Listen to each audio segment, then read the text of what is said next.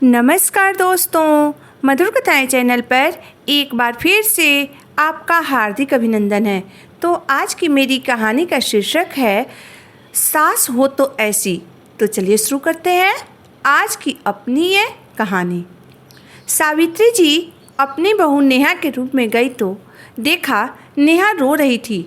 उसे रोते हुए देखकर वह बोली, बहू तुम फिर रोने लगी। कितनी बार समझाया है तुझे कि जाने वाले कभी वापस नहीं आते हैं, पर तू हर वक्त रोती रहती है। मुझसे तुम्हारा यह उदास चेहरा देखा नहीं जाता है। तुम्हारा पहला वट सावित्री पूजा है।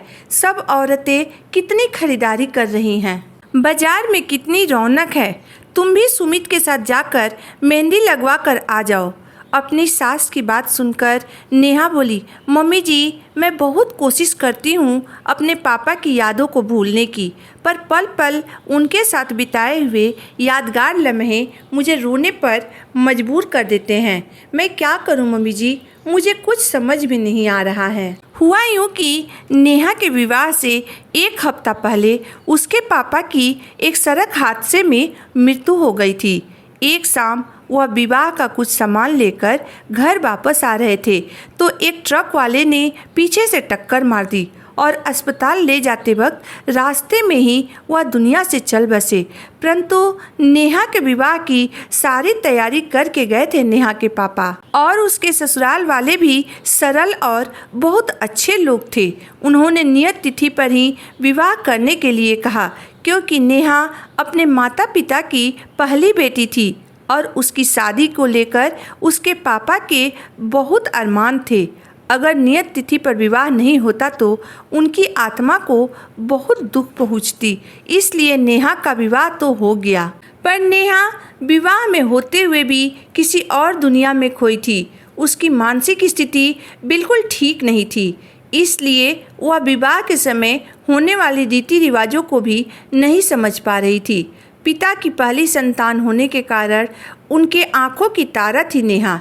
ससुराल में आने के बाद भी ऐसा एक दिन भी नहीं जाता था जब वह अपने पिता को याद करके सिसकियां न भरती हो। सावित्री जी बोली, बेटा मैं यह नहीं कह रही हूँ कि तुम अपने पापा को याद मत करो, लेकिन बेटा अगर तुम यहाँ खुश रहोगी तो उनकी आत्मा को भी बहुत खुशी मिलेगी।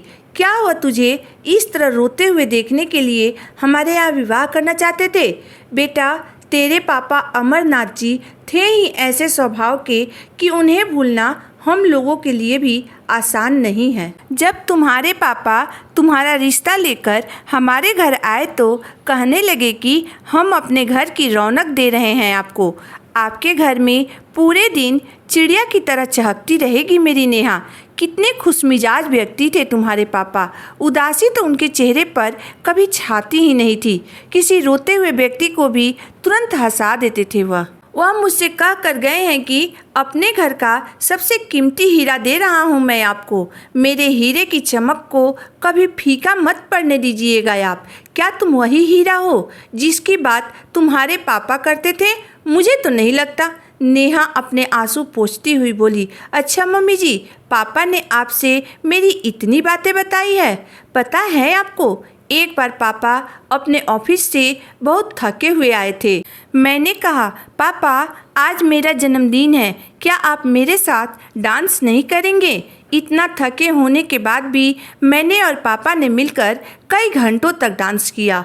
ये कहते हुए नेहा के चेहरे पर एक मुस्कान छा गई। सावित्री जी बोली, अच्छा तो हमारी बहू डांस भी कर लेती है? मुझे तो पता ही नहीं था। नेहा को खुश देखकर सावित्री जी बोली, नेहा वैसे तो मैं तुम्हारी सासू माँ हूँ। बहू बेटे के निजी मामलों में दखल देने का मुझे कोई हक नहीं है, परंतु अगर तुमने कभी भी मुझे अपनी माँ की नज़रों से देखा है तो एक बात कहूँ?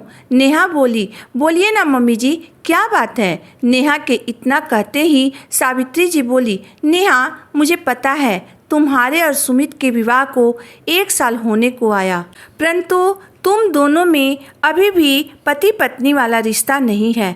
मैंने सुमित को रोज रात में बाहर बैठक में सोते हुए देखा है। मुझे पता है मेरा बेटा बहुत समझदार है। वह तुझसे किसी चीज़ के लिए ज़बरदस्ती नहीं करेगा जब तक तू पूरी तरह से सहज ना महसूस करने लगे।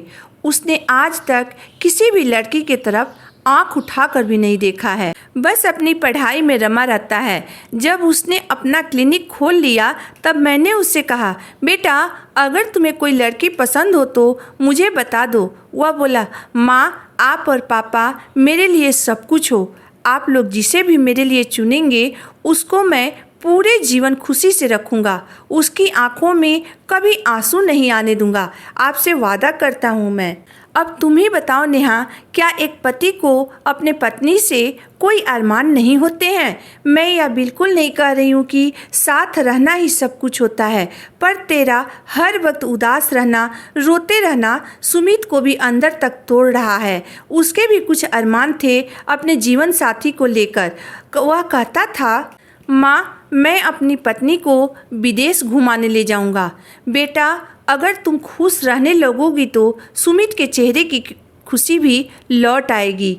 हम भी तुम्हारा हंसता खिलखिलाता हुआ चेहरा देखना चाहते हैं नेहा। हमारे घर की खुशी लौटाओगी न बहू? यह सुनकर नेहा फपक कर रोने लगी और अपनी सास सावित्री जी के गले से लग गई और बोली, मम्मी जी आज आपने मुझे मेरा पत्नी धर्म याद दिला दिया। मैंने कभी सोचा ही नहीं था कि अब मैं शादीशुदा हूँ। कोई और भी है जो मेरी खुशी में खुश होना चाहता है। आज आपने मेरी सोई हुई आत्मा को झकझोर दिया है। मम्मी जी आप बहुत अच्छी हैं।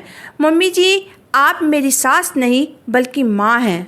यह कहकर नेहा सावित्री जी के गोद में अपना सर रखकर रोने लगी। आज नेहा एक नादान बच्ची की तरह सावित्री जी की गोद में अपना सर रखकर काफ़ी देर तक रोती रही। फिर कुछ देर बाद उसने कहा, मम्मी जी आज मैं आपसे वादा करती हूँ कि आपकी नेहा अब कभी नहीं रोएगी। अगर मैं फिर कभी रोऊँ तो मुझे आप एक थप्पड़ लगा दीजिएगा जैसे मेरी मम्मी लगाती थी। फिर वह आकाश की तरफ देखते हुए बोली, धन्यवाद पापा मुझे ऐसी सासू माँ देने के लिए जो आपकी नेहा को बहू नहीं बल्कि बेटी मानती है। नेहा की बात सुनकर सावित्री जी बोली, बस कर अपनी तरह मुझे भी रुलाएगी क्या? जा जल्दी से तैयार हो जा। सुमित को मैंने फ़ोन कर दिया है। तेरा दीवाना पागलों की तरह आता होगा तुम्हें घुमाने ले जाने के लिए। आज तो उसकी खुशी का ठिकाना नहीं होगा क्योंकि आज उसकी नेहा पहली बार उसके साथ घूमने जो जा रही है। यह सुनकर नेहा शर्माते हुए बोली, आप भी न मम्मी जी कुछ भी बोल देती हैं। सावित्री जी बोली, अच्छा अब जा यहाँ से जल्दी और तैयार हो जा। बट सावित्री के पूजा के लिए सारा सामान ले आना है, मैंने लिस्ट बना दी है। नेहा का दीवाना बाहर ही खड़े नेहा का बेसब्री से इंतजार कर रहा था। नेहा हल्के गुलाबी रंग की साड़ी में बाल को खुला छोड़कर हल्के मेकअप में बला की खूबसूरत लग रही थी। पतिदेव को देखते ही उसने अपने दोनों हाथों से अपने चेहरे को छुपा लिया। आज सुमित को सही मायने में अपनी नेहा मिल गई थी।